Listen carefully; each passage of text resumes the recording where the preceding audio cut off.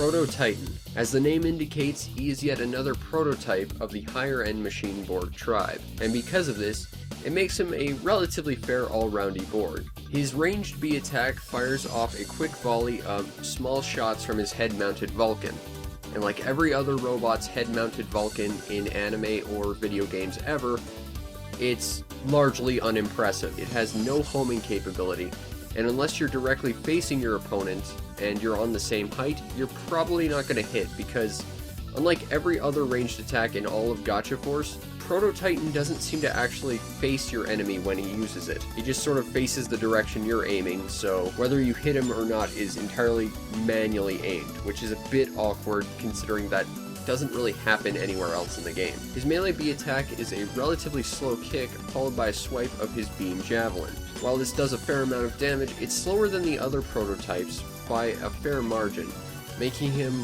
slightly less ideal in this situation, and his X ability is where he really shines. He fires off his twin beam javelins.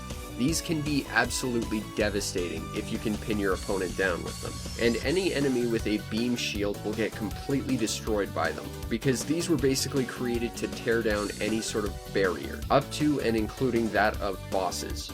In the end, despite being one of the higher-end Machine Borgs, he's not so much an all-round type as he is incredibly situational, designed mainly to take down beam barriers.